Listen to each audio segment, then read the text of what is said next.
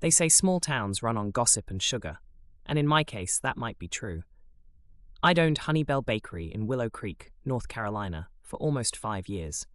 It was tucked on a corner just off Main Street, where the sidewalks still had cracks from decades-old roots, and everyone pretended not to notice.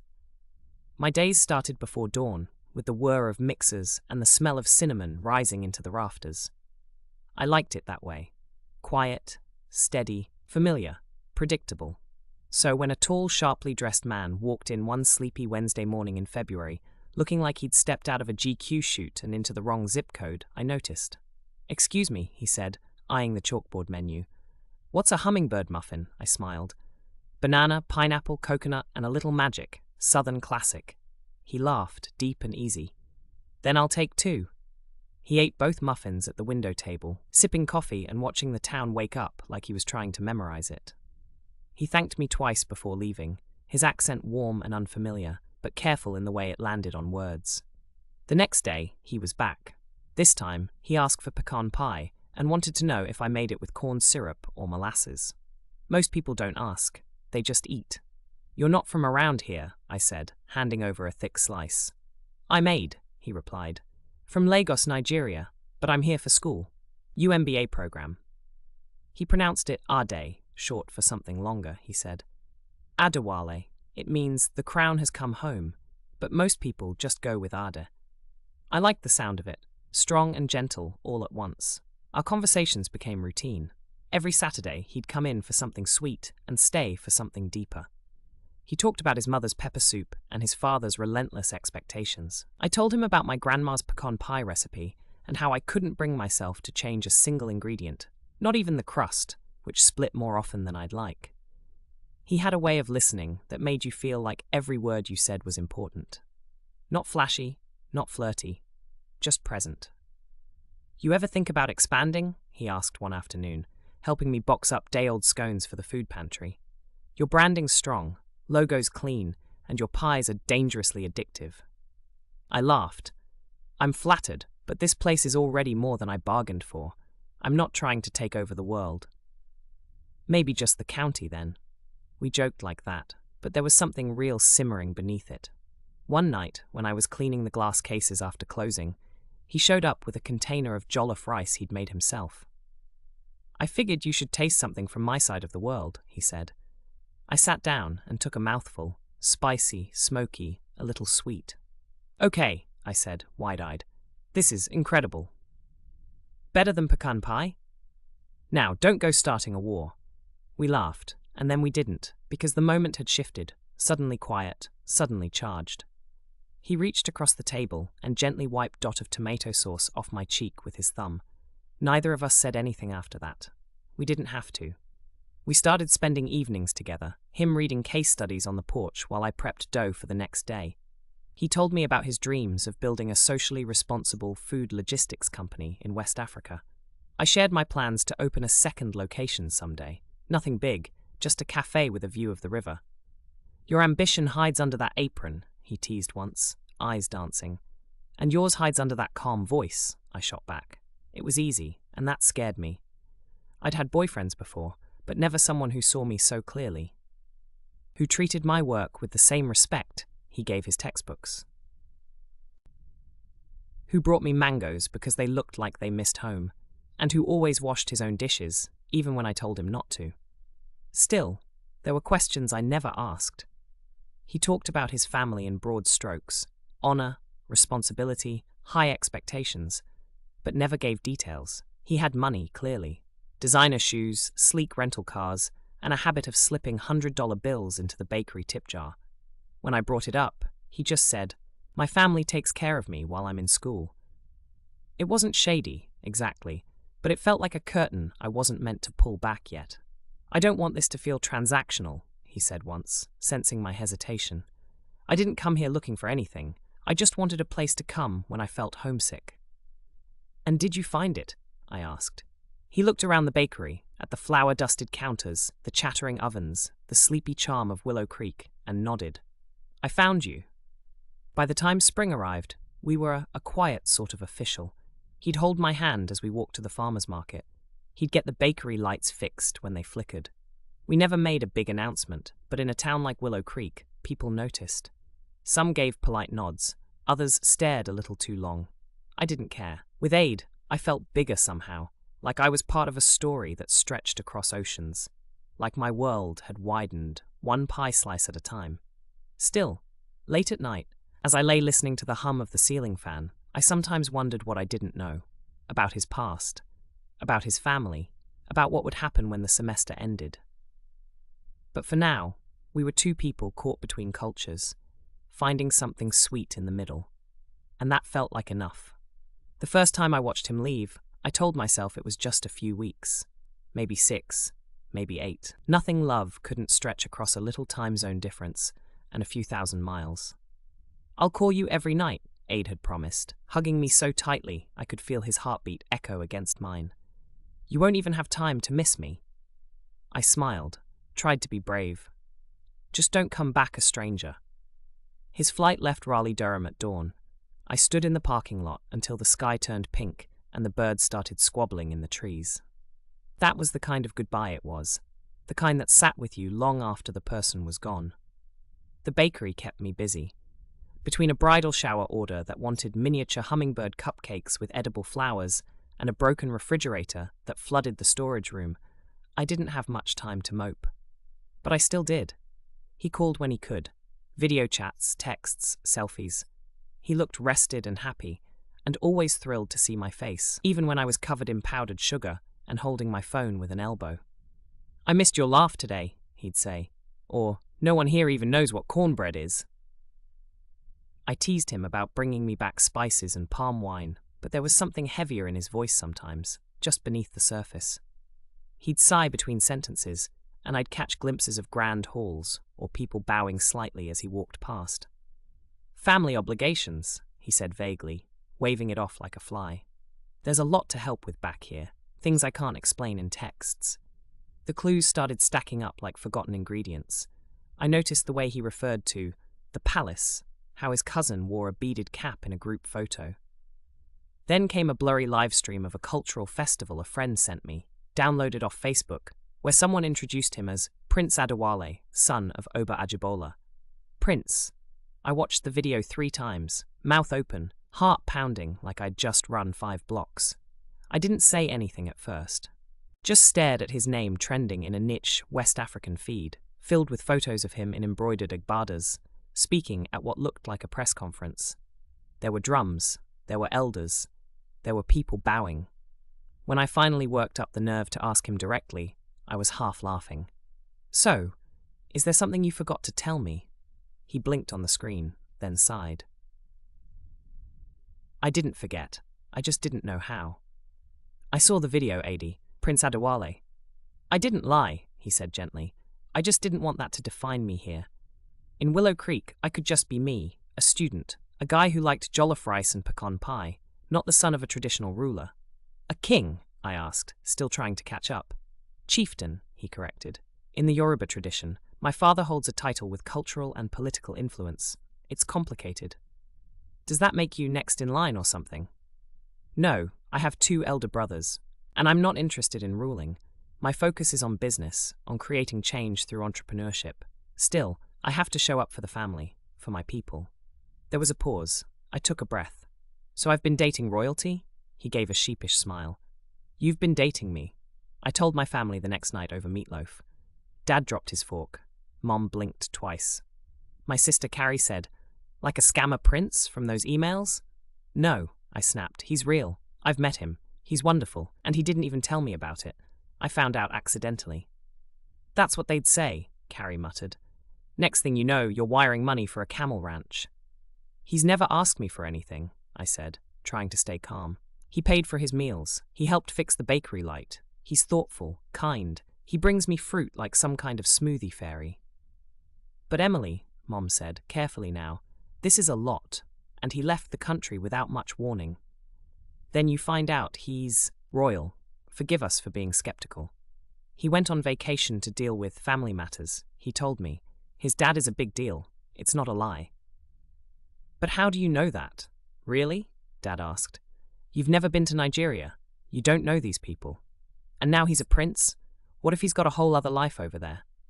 I stood up, my appetite gone. I thought you'd be happy for me. We'd be happy if we knew it was safe, Mom said quietly. We just don't want you to get hurt. I stormed out before I said something I'd regret. The cool night air hit me like a slap, and for the first time in weeks, I wondered if I was being naive. Not because I didn't trust Aid, but because my whole world had tilted sideways. And I hadn't even realized I was walking on a slope. That night, I called him. He answered immediately. I told my family, I said, voice tight. They think you're a scam. His smile faded. I was afraid of that. I don't care what they think. I added quickly. But I need to know. Am I part of your world, or just someone you visit? He was quiet for a long time. Then he said, You are part of my world, Emily. I just haven't figured out how to bring both of mine together, yet. I need more than yet. You'll have it, he promised. Soon. And something in his voice, calm, firm, deeply sure, settled the churning in my chest. I didn't know what came next, but I knew I wasn't walking away. Not from this, not from him. If the royal reveal had been a spark, the real fire didn't start until the following Sunday dinner. Mom made her usual pot roast with mashed potatoes, green beans, and sweet tea, so sweet it could set your teeth buzzing. The house smelled like gravy, old wood, and the floral candle she always lit when company was coming, even if it was just us. But there was tension in the air, thick as cornstarch gravy. Dad sat stiffly at the head of the table, carving meat like it had insulted his lawn. Carrie tapped her nails against her water glass. Mom moved a little too quickly between the table and kitchen, her smile frozen in that polite southern way that meant she was preparing for a battle she hoped wouldn't come, but knew it probably would. And I sat there with a tight jaw, my hands folded too neatly in my lap, waiting for the questions to come. They didn't take long. So, Dad said, passing the rolls without looking at me. Heard anything new from Prince Charming? I winced. His name is Aid. Carrie snorted softly. He's been busy with family ceremonies, I added, trying to sound casual. But he's coming back soon. And bringing his crown with him, Dad muttered. Mom shot him a look. Emily, honey, she said in that soft drawl she used when she was about to say something hard. I think it's time we had a serious talk. About all of this. I figured, I said quietly. She took a breath. We love you, and we trust your judgment. But this whole story sounds...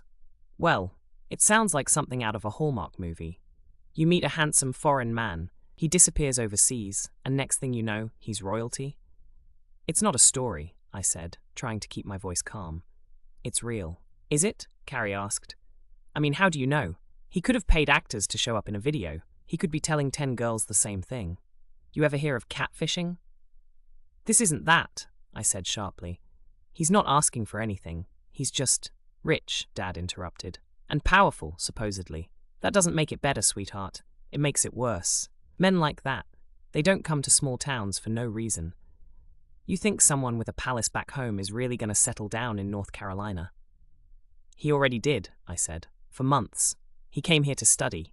He helped out at the bakery. He took me fishing at the river, for crying out loud. And now he's going to fly back here and what? Dad asked. Sweep you off your feet with a drumline and a dowry? That's not real life, Em. That's a performance. I slammed my napkin on the table. You don't even know him. We know how this world works, Mom said softly, her voice cracking just a little. Men like that don't show up out of nowhere without an angle. There is no angle, I said. He's just complicated. He's trying to honor his culture and still be his own man. And he loves me. How do you know that? Carrie asked. Really know? I stared at my plate. I didn't have an answer that would satisfy them. Not a spreadsheet. Not a contract. Just memories. Late nights in the bakery kitchen, dancing to Afro beats while the dough rose. The way he looked at me, like I wasn't just beautiful, but seen. The way he always listened, really listened, when I talked about my dreams. But I couldn't bottle that up and serve it with Sunday supper. I know because I feel it, I said finally, and because I've seen how he lives. He's not pretending. He's not asking for anything except me. There was a long silence. Dad leaned back, crossing his arms. We just want you to be safe. We've seen people taken in by less elaborate stories. Maybe that's the problem, I snapped. You're so used to looking for what's fake, you don't recognize real when it's right in front of you. Mom looked hurt. Carrie rolled her eyes. I'm not some teenager with a crush, I added. I run a business. I pay my bills. I know what a scam looks like, and this isn't it. Adi is a good man, better than most, but I can't prove it to you if you won't give him a chance. Then let him prove it himself, Dad said, voice lower now. When he gets back, if he gets back, we'll meet him. We'll listen, but if he's really serious, he'll understand why we have questions. Fine, I said, standing up and pushing back my chair. I'm sure he will have all the answers you need, and then some. Then I left, slamming the door behind me. That night, lying in bed with tears drying on my cheeks, I stared at the ceiling fan spinning in slow, lazy circles and wondered if love was supposed to feel this lonely. Torn between the man who made my heart race and the family that had shaped me. I didn't want to choose. I wanted a world where palm wine and pecan pie could sit on the same table without anyone flinching, where Yoruba drummers and bluegrass fiddles could play side by side at a wedding, where tradition didn't have to mean resistance. I didn't know if that world existed, but I knew Ade and I were going to try to build it. Even if we had to start with just 2 people and one wildly awkward family dinner. A few days later, Adi called me, asking if my parents would be around 2 Saturdays from then, and if not, to get them to be around, because he was coming back into the US, and he wanted to meet them. I happily relayed the message to my parents, and giddily waited to see him again. Saturday morning in our sleepy North Carolina town usually smells like fresh biscuits and lawnmower gas. But this particular morning, it smelled like something else entirely. Roasted pepper soup, warm spices, and a faint trace of imported cologne I couldn't place. Aid had said he was coming back soon. He hadn't said how. I heard them before I saw them. 2 sharp, rhythmic batar drum beats cutting through the hum of cicadas and clinking wind chimes. Then came the sight, a deep blue SUV with chrome trim, pulling up in front of my parents' house like it was arriving at a red carpet. Behind it came another vehicle, then a third. I stood frozen on the porch, mouth slightly open, spatula still in hand from flipping pancakes. The whole town could have fit in our driveway, and right now it felt like half of Nigeria had shown up for brunch. The car doors opened, and out stepped Aid. He looked radiant, not just because he was smiling that warm, calming smile of his, but because he wore a cream-coloured agbada with subtle gold embroidery, regal and effortless. At his side was an older man, tall and stern but friendly-eyed, in a deep maroon tunic. A younger woman followed, cradling a basket wrapped in fine cloth. 2 drummers, dressed in matching Ankara prints, stood just behind, each with their instruments slung at the ready. I blinked. Aid? Emily, he said, arms wide. I missed you. I flew down the steps into his embrace, momentarily forgetting the small army he brought with him. His scent, wood smoke and something spicy, hit me like memory and promise combined. You didn't say you were bringing a delegation, I whispered against his chest. He chuckled. This is what respect looks like in my culture. Respect is louder than I expected. Just then, the front door creaked open. My mom peeked out, eyebrows raised, apron still tied at her waist. Dad followed behind her, expression unreadable, though his grip on the doorknob was white-knuckled. Carrie stood just behind them, her phone already aimed subtly toward the scene, like she was capturing footage for later analysis. Mr. and Mrs. Saunders, Aid said, standing tall. I'm honoured to come to your home. I've brought some friends to help me express that honour properly. The older man stepped forward with a practiced bow. My name is Chief Olusegun. I am an elder in Ade's father's council. He sends his blessings and deep gratitude for the way you have raised your daughter.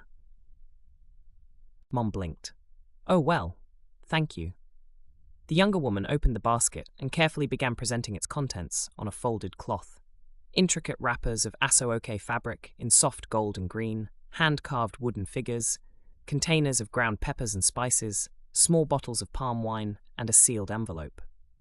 The drums gave a soft, syncopated rhythm as the gifts were laid out, more ceremonial than loud. Ade held out the envelope toward my dad. Sir, inside is a message from my father. He couldn't travel, but he wanted to send this with his highest respect. It contains a video message and a formal request, asking for your permission to begin the traditional bride price process. My dad didn't reach for it right away. His mouth opened, then shut again. Mom looked at the gifts like they were sacred relics. Carrie, for once, had no quip. Finally, Dad took the envelope. "Thank you." It was the most neutral tone I'd ever heard from him. "I know this is different," Aid said gently, "but this is how we honor serious intentions in my family. Not through secretive proposals or quick decisions, but through tradition, community, and respect." He turned to me then, taking both my hands. "Emily, I love you, and I want to build a life with you that honors both of our worlds. I didn't want to just show up and say it. I wanted to show you, and them, what that truly means." My eyes filled with tears.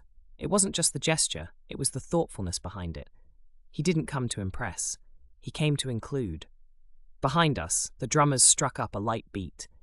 It was celebratory but reverent, like a heartbeat before a wedding vow.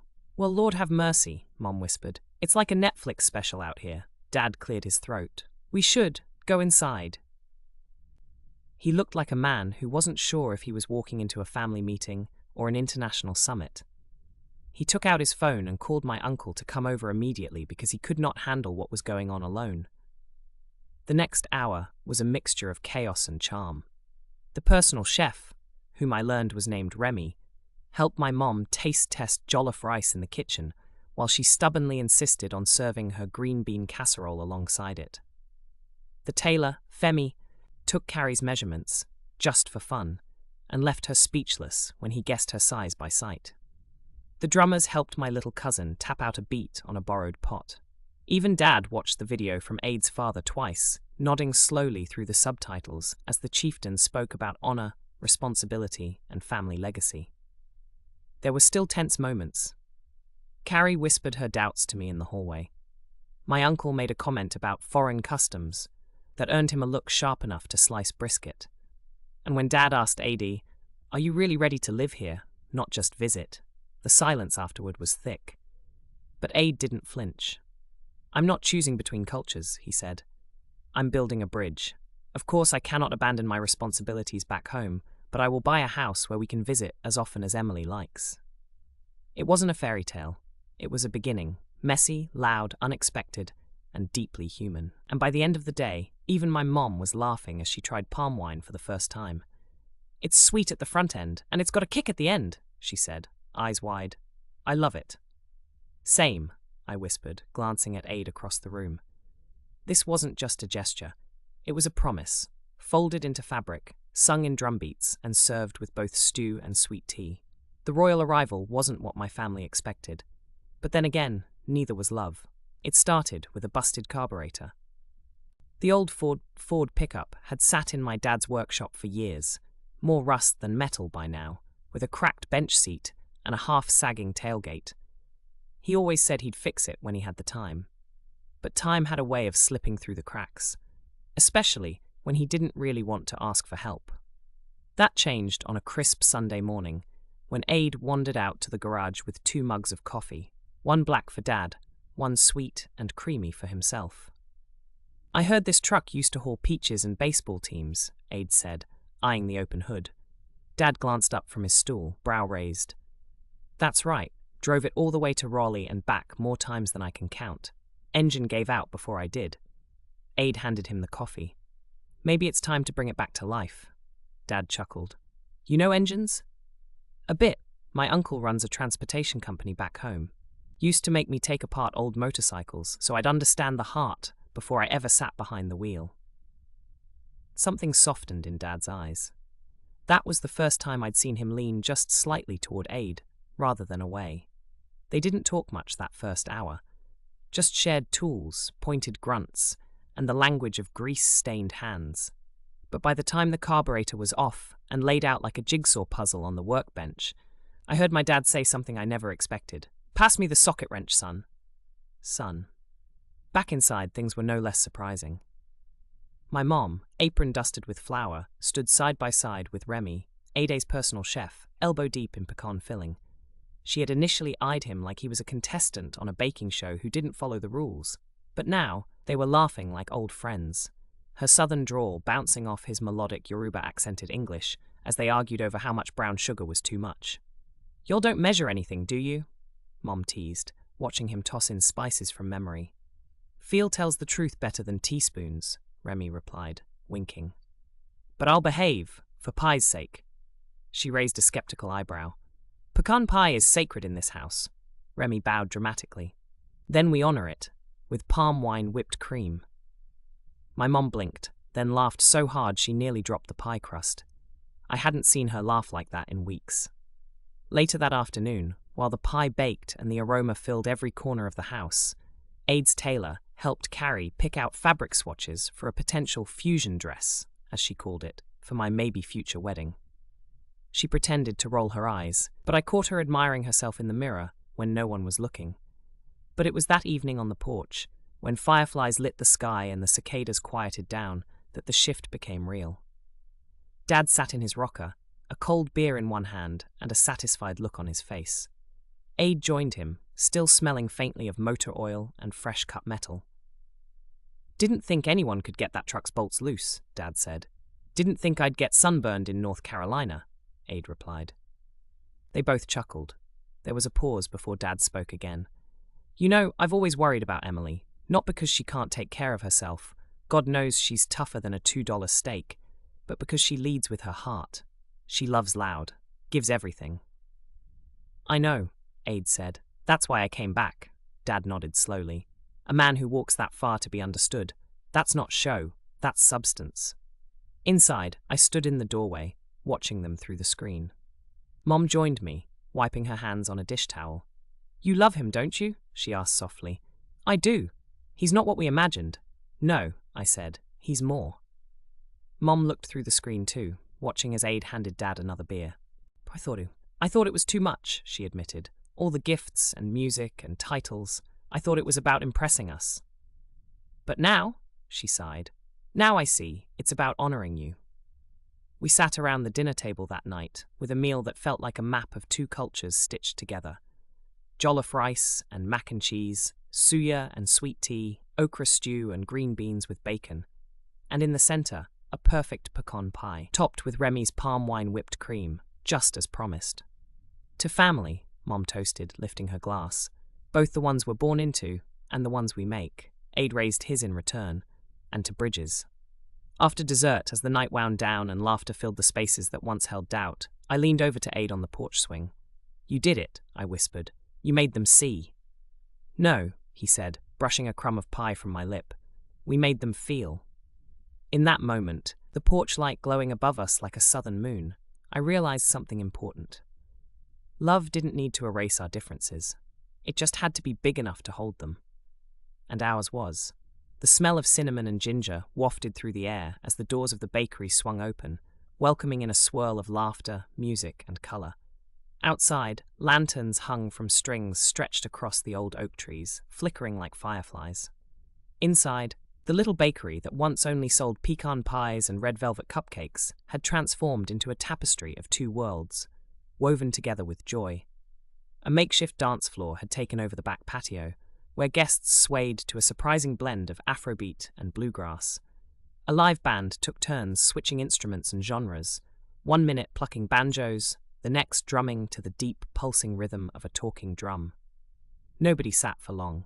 Cowboy boots tapped in time beside leather sandals embroidered with Yoruba patterns, and laughter roared louder than the music itself.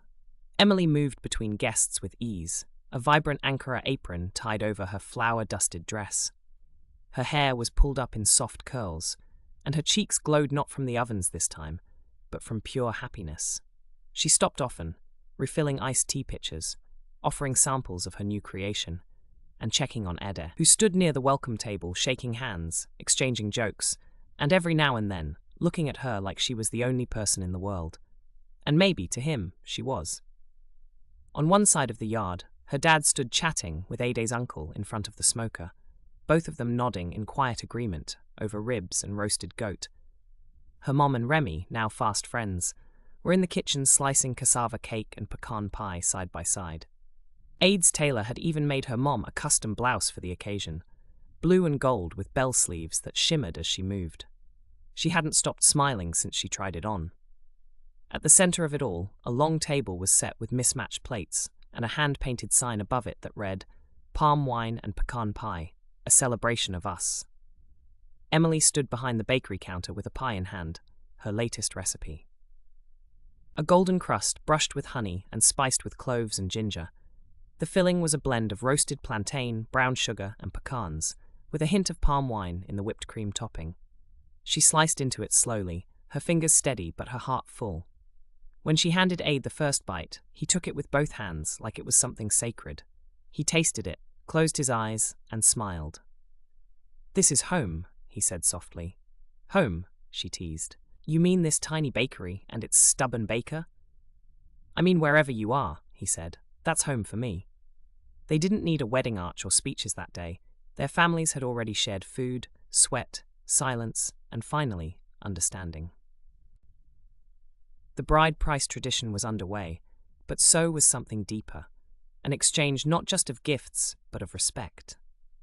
When the sun began to set, casting the bakery in gold and rose light, Emily stood on the porch steps and looked out at the people gathered.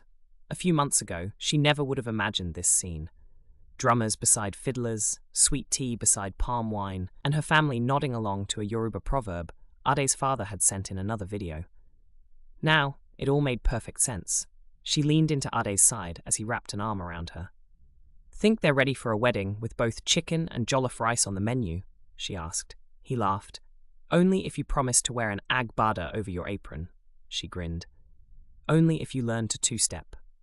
Above them, fairy lights blinked on, and the crowd erupted into another round of cheers as a cousin from Aid's side and Emily's teenage nephew tried to outdance each other. In that bakery, love wasn't just in the air. It was baked into every bite, woven into every note of music, and stitched into every shared glance. Love, like food she'd learned, was best when stirred slowly, seasoned with honesty, and served with both hands open. And the pie? It was perfect. Hi, please click on the subscribe button and maybe leave a comment. Thanks.